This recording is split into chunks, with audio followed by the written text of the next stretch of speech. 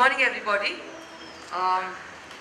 Welcome to the second session of the Inter-Asia School West Heavens curated seminar on the question of art and its publics. Yesterday we had discussions of music, of cinema, of the Biennale itself, and today we are going to begin with the question of the archive. Sabih Ahmad will present on crossing the lines of sight, traversing multilingual histories of visual art. I think the question of the public, the question of language, which we touched upon yesterday, are going to come up again very strongly in this presentation. I am actually standing in for Hamad Nassar of the Asia Art Archive, Hong Kong, who couldn't come because of visa issues. And another person is missing from this panel, who is Enin Supriyanto from Indonesia, who also could not get a visa. We're not entirely sure why he was denied a visa, or maybe left it too late. But this is always a problem, even simply in traveling across Asia. So may I welcome then Sabih Ahmad to the stage. Also Chen Quanqing, who's going to be one of the discussants. And who's the next discussant? Oh, Hilmar Farid, the other discussant from Indonesia. Could you please also join us here? Or maybe they should watch your presentation. Yeah.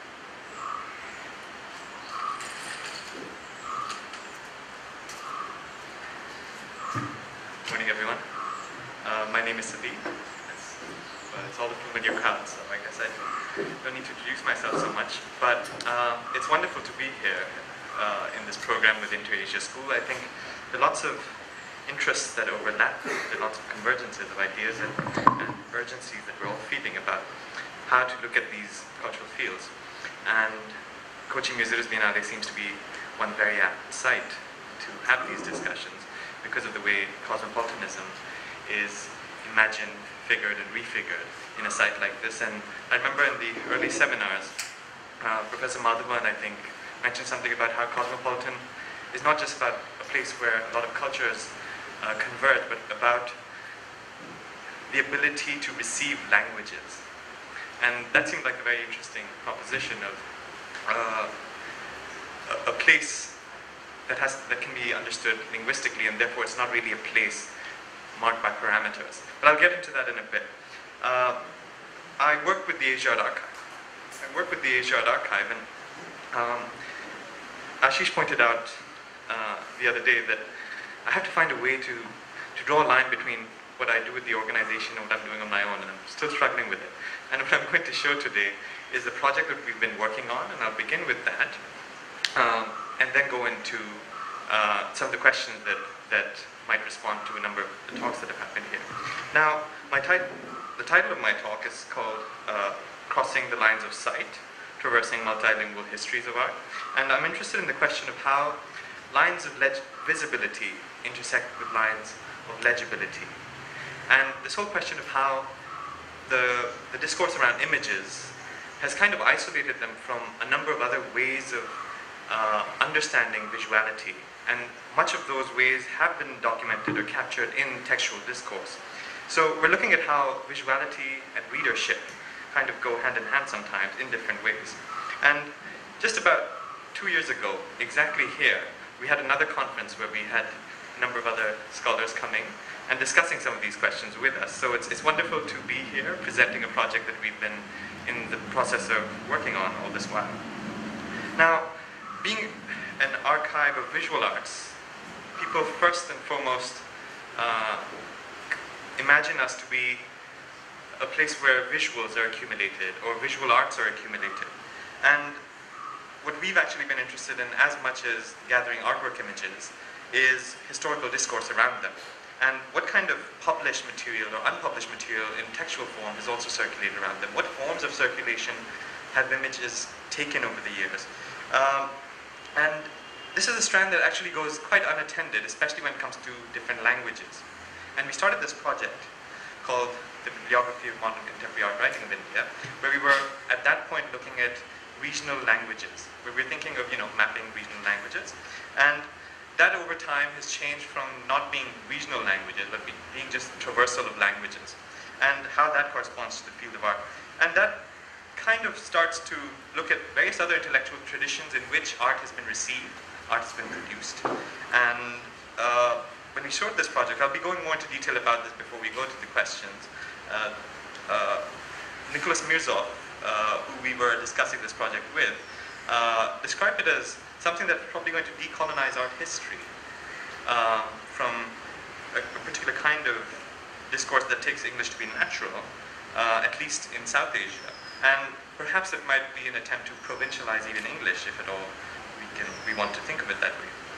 Now, what we've been doing with the bibliography project is to basically compile a database of what all has been written over the past century on visual arts, and largely modern contemporary art, how the very terms and conditions of the field of modern art have been framed, and how they circulate via publications. So we started compiling texts in all of these regions. We put together a database of about 12,000 such texts in 13 languages over the past century. And it's still work in progress, as you can imagine. And what we want to do is create this basically a digital platform where all of this can be accessed through keywords, through various kinds of annotations that we've got. And let me just give you a quick sense of how we've been annotating. So basically we go across various libraries, across various poems and collections, and we start mapping what all has been written. So the author of a title, the author of an article or essay, the title of that, what book or magazine it was published in, who were the editors of the book, whether it was part of a volume, which publications. Yes. This is just to show you the kind of the very basics. And it doesn't.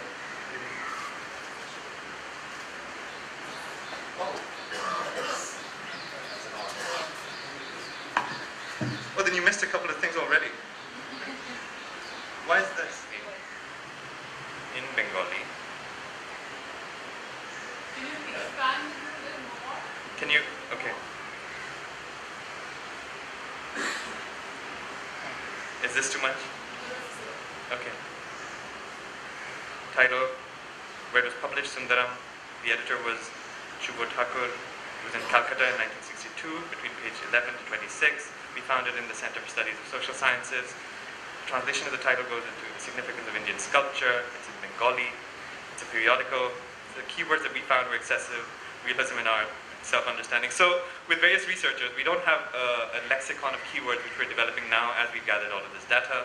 And it basically discusses the importance of dharma as a theme in Indian sculpture. So the researchers also tried to somewhere summarize it. And we're not usually using that as a reference that is going to be all across the entries we've got. The detailed discussion of early portraits from Ajanta frescoes, Cubism, Dadaism. So this is the kind of details we capture in various languages, yeah? And let me just tell you again about how we even went about this research. So in terms of strategy and just going about it, we identified cities where major libraries exist, or where major art colleges have gathered material. And in those collections, then we identify resource persons and scholars who can guide us into looking at particular artists, particular magazines, which we never heard of, and then exploring more in those library collections to form this database, right? So we identified these cities, and in New Delhi, for instance, we were looking at English, Hindi, and Urdu writing. In Srinagar, we were looking for Urdu and English, and Maharashtra, Marathi, English, and Hindi. And we had to kind of identify cities in which we could find a big amount of text, because our researchers wouldn't travel across. It was an interesting process, like a baton race. You pass on the baton from someone who was working in Calcutta for 5 months to someone who will now work in Srinagar for 3 months. And that person then passes on the baton to someone who will work in Chennai for another 3 months. So it keeps passing on, and these are people who are familiar with the context, who are familiar with the language. The criteria for them to even work on this was, number one, you have to know English. Number two, you have to know the languages in which you're going to be engaging with. Number three, you have to be in conversation with a lot of people while you gather data, and you should be okay and comfortable with Excel sheets. So that's how all of this data compilation happened. We're obviously not going to be looking at languages rooted in a region. It's also about how languages travel, and how, in fact, more than people, languages move across. And so we will be expanding the project this year to Urdu in Pakistan, Bangla in Bangladesh, Tamil in Sri Lanka, and what kind of questions that opens up vis-a-vis affiliations, solidarities, even looking across nations. And just to give you a sense, it's not just about writing that is on Indian art, but what kind of worlds get framed or pulled or drawn in these various languages and their discourses. So it's amazing how many times Picasso comes up in all these languages. It's amazing how many times Paul Klee comes in. Paul Cézanne seems to be a recurring figure for a lot of artists across the decades. And then, of course, the mention of Dadaism and all of these. And we'll come to some of those keywords. I'll just go step by step. So we had researchers working like that, and a lot of this has happened with, of course, dialogue, workshops, conversation with people. And we haven't even gone into the question of translating them properly yet. I'll come to that in a bit. So, in fact, our starting point would be, for instance, who were the authors we knew in Chennai, right? And then via the bibliography that we finally compiled, we found these many more authors. Who were the artists writing in Bombay and Pune or in Marathi? These were the people, the artists who were writing. These are the people we started off with when we didn't know much. And then these are the number of artists we found who were writing a lot. And consistently, so it's not like we found one article by any of these people. Who were the artists writing in Shantiniketan and Calcutta or across Bengal? We started off with a list like this, and we found, notice this is alphabetical, we found these many artists writing on art. And sometimes not on art, of course, even poetry. So, I mean, of course, to begin with, it was just baffling how much there is out there. And of course, within these different contexts, there's enough discourse, there's enough dialogue and debate happening across centuries too. But how much that translates into other languages or how much that seeps into other circuits of circulation is what we were interested in. And so we started going into mapping and things like that, and I'll come to that in a bit. So the kind of exercises we did when we were looking at all of this data was, one, let's see questions that interest us. And we were interested in, say, artist writing. What kind of artist writing? Oh, again? Oh, God. Why does this happen? Okay. So, while compiling all of this, is it visible now? Yeah. So, we were looking at some questions that interested us. So, we started doing these color coding or bookmarking kind of exercises, but these are questions that of course are of interest to us. This is not how the keywords have been framed. And we were looking at what kind of artist writing is out there, artists writing various kinds of genres. What kind of writing has happened on art institutions and organizations and museums? What debates around museums have emerged? How does the question of nation, tradition, and modernity get discussed? It was in green. So we marked all of these, the role of artists. And then we started doing, across languages, a kind of chronological view of these languages. And in English, from 1948 to 68, just 2 decades, we found, you'll see a lot of yellow. We found a lot of writing that was happening on institutions. This is the new Indian state coming up, a new Indian republic. The question of institutions seemed to have been central to a number of magazines like Marg, like Lalit Kala, and they have enough essays and articles about art institutions, about museums, about Lalit Kalas, about national galleries. And the red is artist writing, so you have sparse writing on art by artists. You also have questions about what is the role of art, or role of artists in society in blue.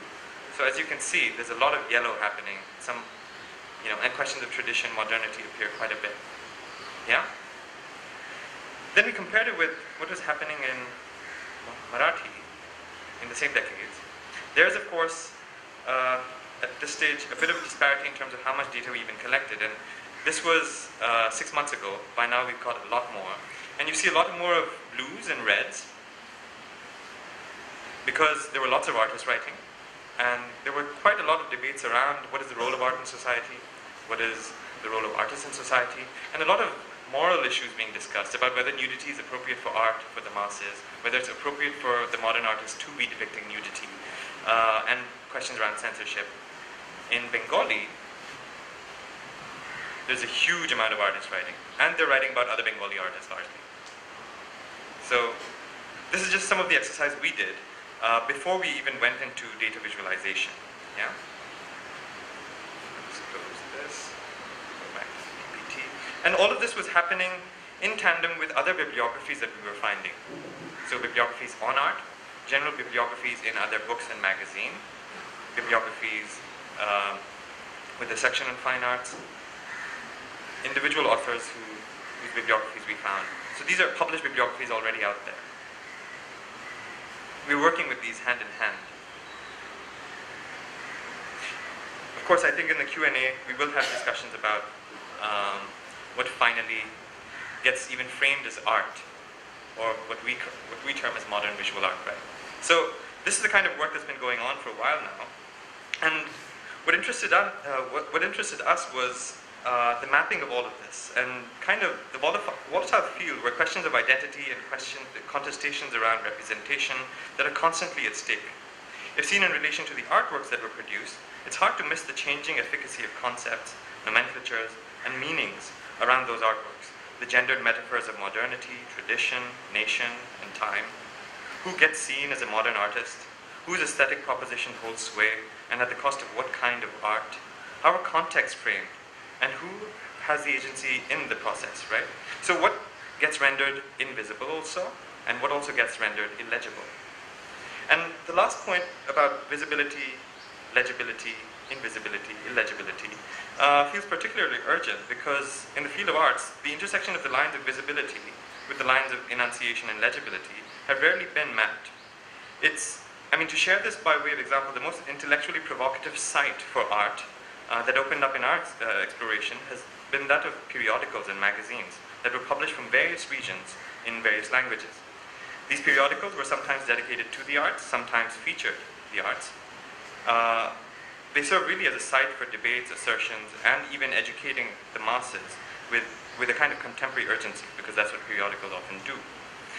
If we look at the history of periodicals pertaining to art, readership seems strongly tied to viewership, because there was a strong pedagogic drive towards educating the people about culture and history, about iconographies, about what is heritage for the nation, for the region.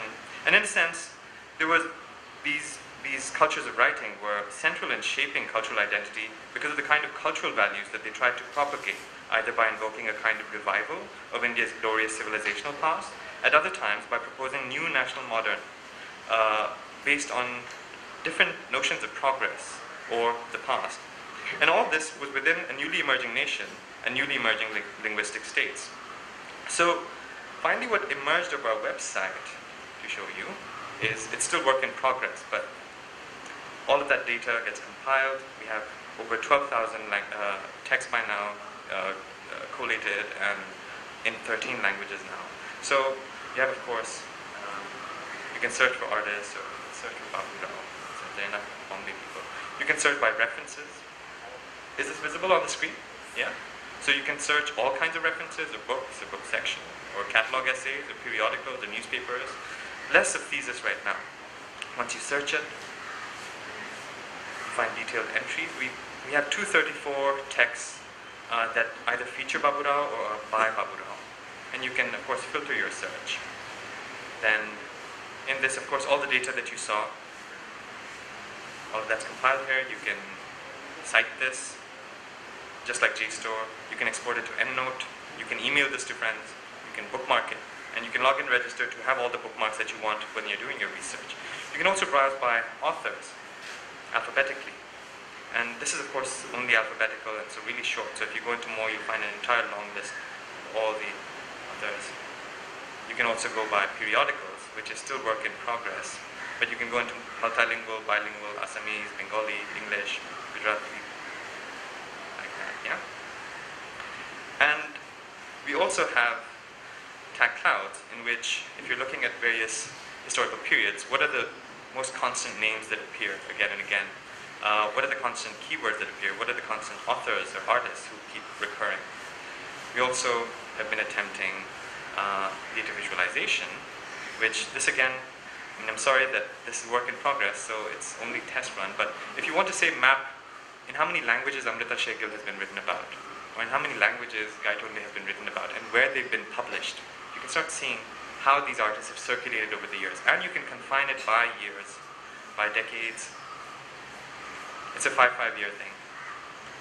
You can see changing dynamics of, how an artist circulates, how a name or a kind of genre even circulates. So we need to still refine our keywords and all of these things, but say how does tradition or indigenism or folk, the term folk, appear in different historical contexts, in different regions across time. And of course, if you want to look at what's happening, it even gives you even get a listing at the bottom of, which are the magazines, who are the authors. So you can see, we want to kind of animate this, and so it becomes a moving timeline of maps about either one artist or a cluster of artists, about a language, how the language dynamic changes across history. We also are doing another interesting thing, which is to look at cross-relations between artists and authors and artist mentions. So for instance, Prayag Shukla from our database has written about all of these names, which are highlighted in yellow. Jogen Chaudhary has most consistently written, and this is only top 50, most consistently written on these artists. Indran, an artist from Chennai, who in fact has written 7 books, which we discovered in our project, a Dalit artist who has been also an illustrator. It's also interesting because you see that the boundaries of art can't be contained in the parameters we usually see them as, because art intersects with literature, art intersects with illustrations, art intersects with all kinds of other genres of writing or discourse in which the terms and conditions of the discourse would have to change. And we don't quite yet know, I can't come to a conclusion yet of how we have to change aesthetic paradigms, but it really is a test to what kind of aesthetic paradigms we can even work with. You can also go across periodicals. Which magazines have mentioned artists? What kind of artists have been most favored by a different magazine?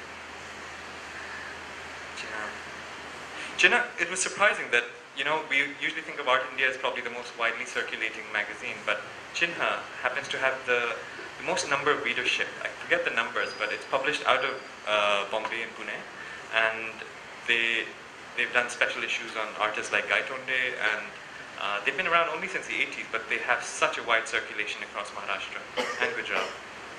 We also found it interesting that how much Rabindranath Tagore circulates, how much Gandhi circulates, and then you see a number of writers in Chennai, or a number of subaltern perspectives about art history, in which Gandhi is written about very differently, and the figure of Ambedkar emerges much more strongly, and a number of other figures, poets and literature people, who bring Gandhi in a very different way. And then if you start seeing the works of Atul Dodia or a number of artists who invoke Gandhi, the readings, at least in those magazines, come across very differently. Now, we've kind of confined our research to the 20th century. So late, it is a blurry and fuzzy line. It's late 1800s until 1990. We don't go across 1990. The reason being the dynamics of circulation publication have changed. Those publications are still around. So if we start looking into that, we'll have to start a very different process of surveys, a very different process of data collation. And much of it is easily accessible. This is stuff that we discovered, and I feel everyone we've showed it to, they've also kind of been awestruck by what kind of discoveries can be made in here. But I think at the end of the day, it can't be a question about a more inclusive history. It's going to really be a question about what kind of aesthetic paradigms will emerge from researching across languages, across terminologies, nomenclatures, across even different urgencies in history. So this is one. You can see how periodicals have been tagged. You can also see other people mentioned in these periodicals. So how much Kumaraswamy appear? By other people, we mean people who are not necessarily artists, or who don't identify themselves as artists. So Karl Marx appears, Kabir appears often, Nietzsche, Marquez, you can see the names, Tolstoy, things like that, yeah. And then, it brings back the question of why we're even calling this a bibliography of modern contemporary art writing of India, because we're actually looking at a lot of traversal of languages. We're looking at the visual art field not simply about visuals. And so let's see what kind of questions emerge there. We've had workshops over the past 2 years, and the recent one being in JNU, where there's some amazing scholarship going on. There's Shukla Savant, who's doing amazing work in Marathi. There are poets and other historians that we call, Tapati, Prabodh Parekh, Piyush Daya, a number of people who've been contributing in terms of discussions, offering frameworks, and I think it's going to be really a collaborative type of endeavor to find how these languages, these paradigms speak to each other, how they compel different stories. And so with that I'll end, so that maybe we can have more Q&A and extrapolate further in terms of ideas. So, thank you.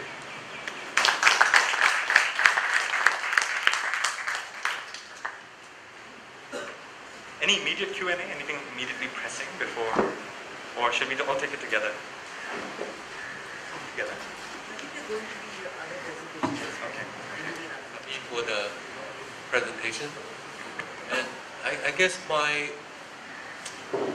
response will cut into a completely different direction.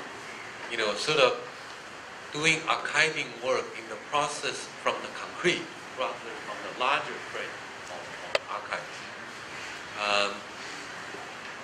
How should I frame it? And let me give you a rough context. In my office for the past almost like close to a decade, we've been doing project on the, how should I say, to reconstruct the history of the left, local history of the left thought and movement. Right? So that was the larger frame we're doing, including the so-called eventually leading to ongoing archiving process through interviews and collecting. In the process, by accident, people give you this material already out of print or lost or something.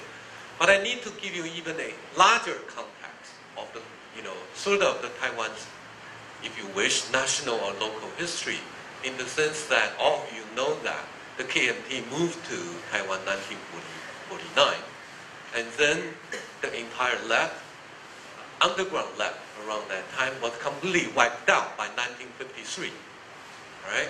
Either arrested or killed or anything, right? So all the way leading up to the present moment, that's why so-called the left.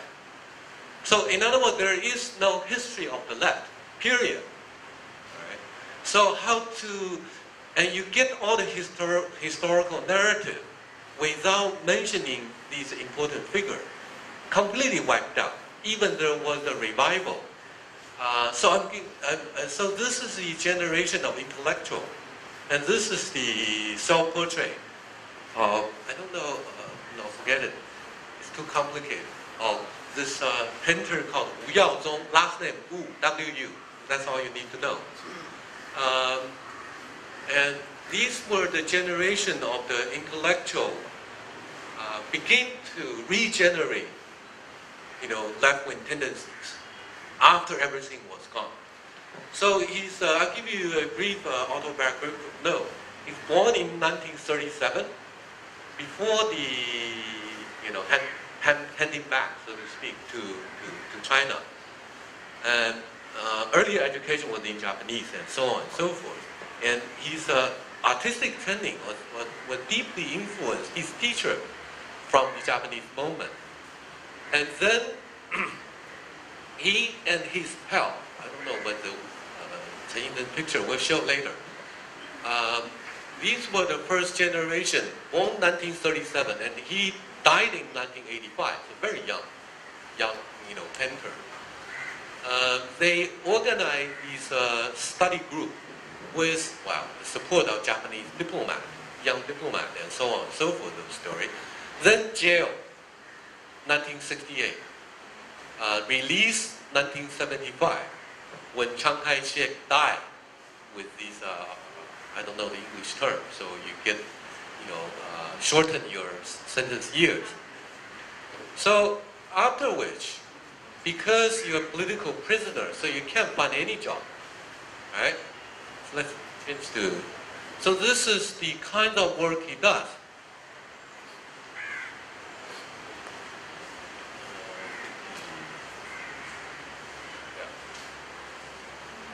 this is the kind of work he does.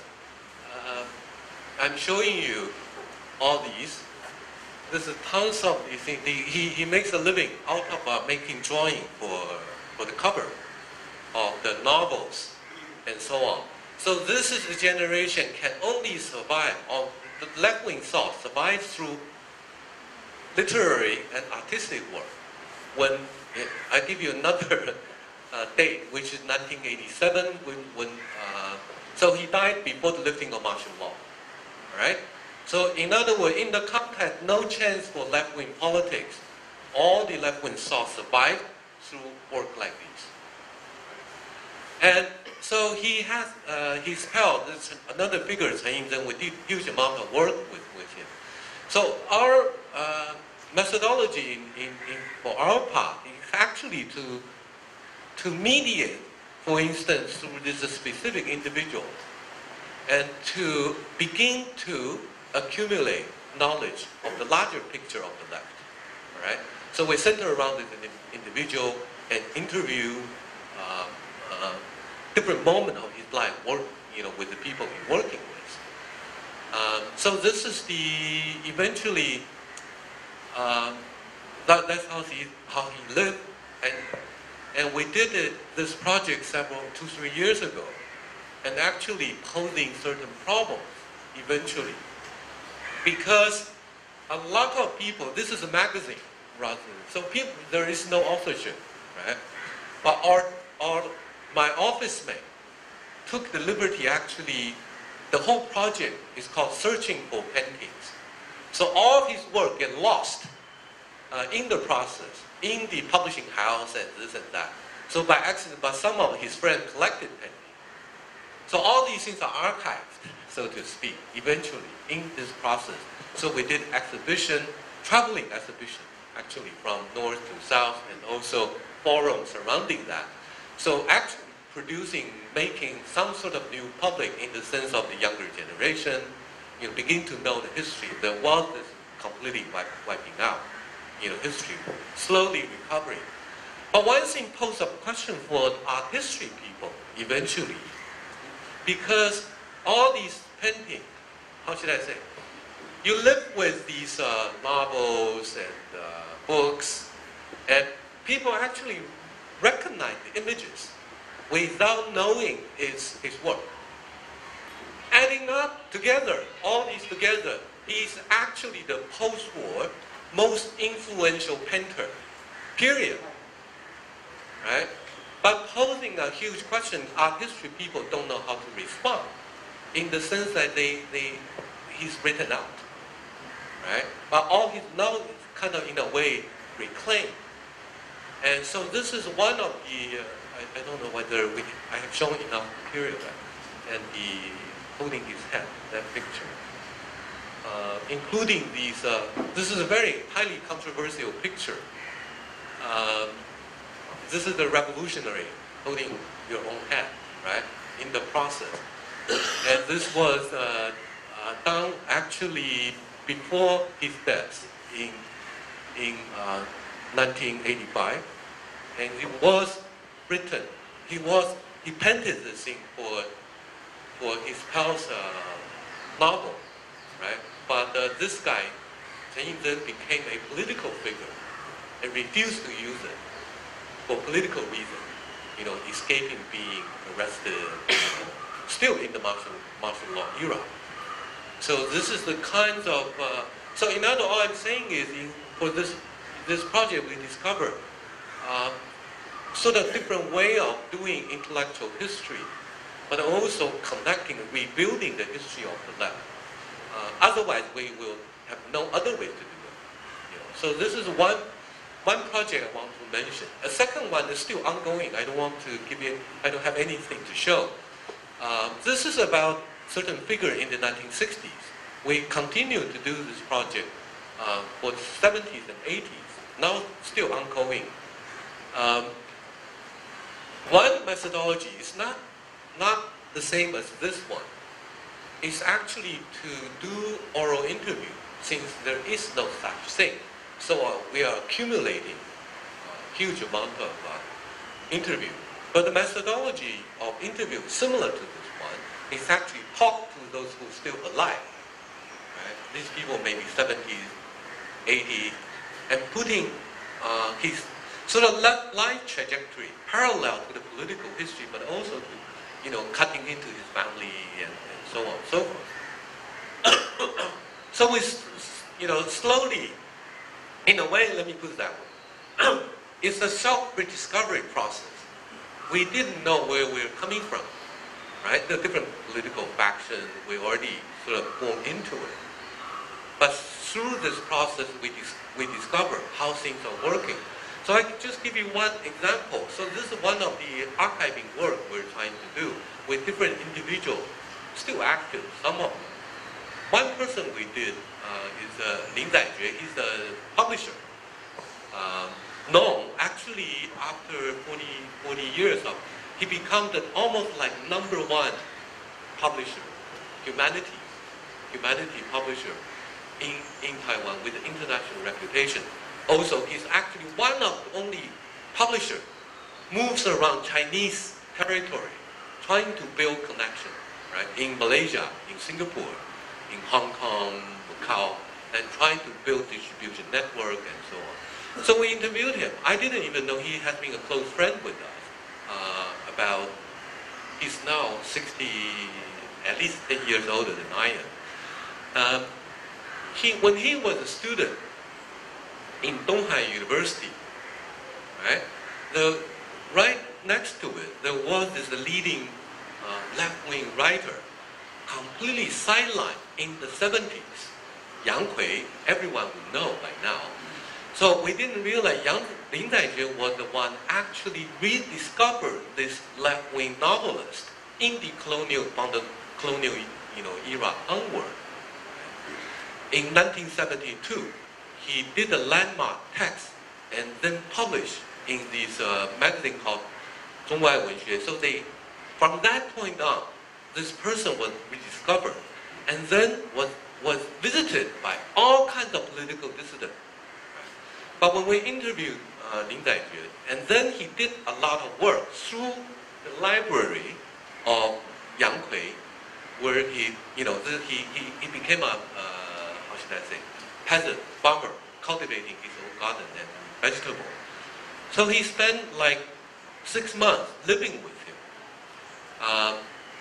and using his library, wrote the first essay on the colonial literature during the Japanese era. And then published only in 3 parts. Only the first part was published because the journal was censored out, collapsed. So those important texts did not fully publish until mid-1980. And by now, disappeared. So this is a part of the archival project we're trying to do. But politically, he said, the 2 things I learned from this, almost like his guru, Yang Kui, is one is the necessity for national unification. Part of the history, this split between Taiwan and China was part of a history of imperialism. So that's one thing. The second thing is, of course, of all these left-wing thought, work with the labor and peasantry and so on. So he learned from his guru these 2 lines. But then he said, until now, after that, all the dissident, oppositional, even those people in power now, visited him, positioned him as an oppositional figure against Japanese colonialism and against the KMT for democracy. These 2 main lines disappeared. So by 1980, he decided to go into publishing house. He said, it's already too late, useless to continue to do this historical work. But through these interviews, you begin to know the formation and so on. So we're going to, put all these archives online, and also with these people's kind of permission, these original historical texts, but nobody thinks it's relevant. So this is, I think this is a 2 of example we're doing with archive. So from sort of the concrete, slowly to build up the history of much more, how should I say, archivers. I don't know how you bring that. Our office still struggle to to design how to build such archive, with all the materials and images and all that, how to make them available when these people already pass away, but we grant copyright. I don't need to go into detail, everyone knows this. You can't work with the university because they would ask these people to sign, but they pass away, you get family and all that. So you can do it yourself, make them available. I think that would be my way of contributing to this archival work. Thank you.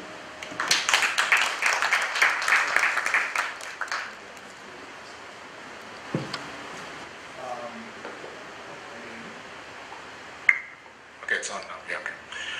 Good morning, and thank you, Sabih, for the very great presentation, I think.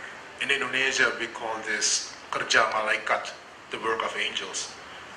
People who are actually doing, compiling stuff, unknown, forgotten, neglected for too long, and then bring it into one structure or mechanism and try to think about history or rethinking about history from the material that they gathered. I'm just going to give some short comments based on my own experience of having been involved in project to collect oral interviews with former political prisoners. When we began that project back in 2000, we thought that it would be not easy but small because there are not that many people left, etc., etc. But in the first month, we were actually amazed by the amount of work that we actually had to do. And now it is an archive of more than 1,000 interviews about different experiences of people in prison and the life after prison. And now we begin the second sequence of that with the children of these prisoners. So it's an ongoing project. And I think some of you have seen probably the film The Look of Silence and The Act of Killing, which are both also based on these kind of oral interviews. And yeah, and we also work with Joshua a bit in North Sumatra. And the second example that I want to give, I've been also involved in a discussion with a very similar project based in Indonesia. Probably you are aware of this, the Indonesian Visual Art Archive, which also started with a modest intention, just to collect everything that has been said about art. And it appeared soon that they became overwhelmed by the amount of materials that is apparently available, and the kind of discussions about methodology, about conceptions, like what is art and the limitation boundaries and so on. And I think it's still growing now, the archive, and it has produced a lot of interesting publications and also raised some important issues that I'd like to share with you here. Of course, in any archive, I think the biggest question is, one, when to stop. Yeah, once you start it, then you have to sort of like imagine where this will actually go. Otherwise, you will end up in doing like trying to do everything and then collect too much materials and then not be able to produce anything like meaningful from that. And the second question is how to organize that. And these are the first, I think, methodological questions that were both in our own project and the Indonesian Visual Art Archive. And then the idea was, instead of accumulating more and more writings, I mean, you are doing really the impossible, no? Collecting all these 2,000 pieces of writings in 13 languages. Well, in the Indonesian Visual Art Archive, what they did is to focus on particular subjects. And this raises a lot of discussions. How to determine what is important and how to actually frame that issue. The idea then was, yeah, just focus on social realism of the 1940s. And apparently it was not that easy, because then there are categories, people who should be included or excluded, unknown people, and then sometimes you only have like reference, the artwork doesn't exist anymore, this is a problem in Indonesian art history, that there was this large purge of people back in 1965, and along with that, there was a large amount of artwork missing, disappeared or entered private collections and then obliterated in the process. So that's one issue, where to stop and then how to organize the archive that you have. Another methodological question is about the relationship between art and craft, which is a very, I think in India too, is an issue. Tapestry, like many contemporary artists in Indonesia now have very beautiful work on tapestry, cloth, weaving, etc. And there was a clear connection with the so-called traditional craft. And people like Miranul Anas, he's one of the most famous contemporary artists working on cloth, actually raised this question. Why I, having a PhD in art history, etc., working, then can be included in the archive as a contemporary artist, while my fellow artist workers in Sumba, in the villages, are not. So how do you actually divide that or make the distinction between that?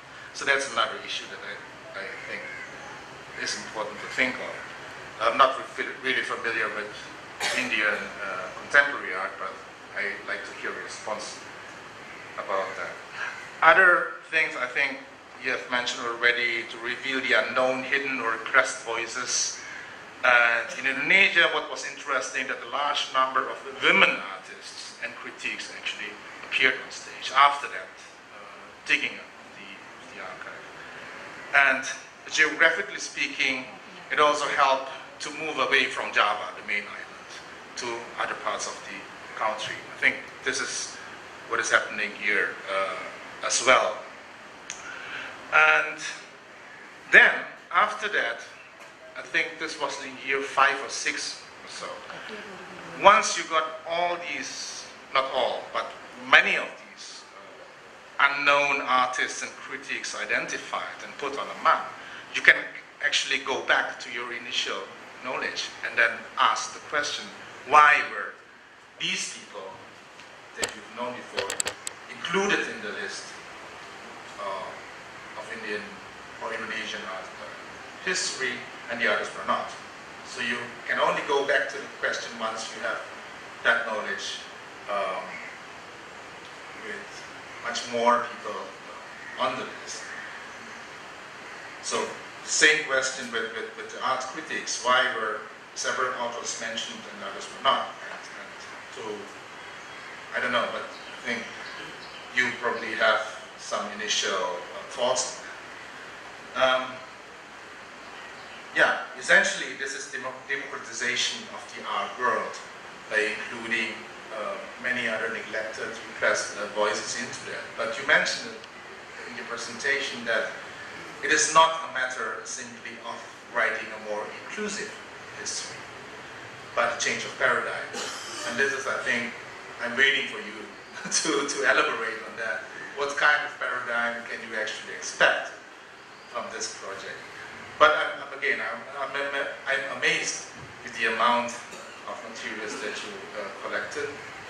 In my understanding, in Indonesia, you only have probably less than half of that amount, like 5,000 writings and artworks, etc. Yeah, basically short comments on your wonderful presentation. Thank you.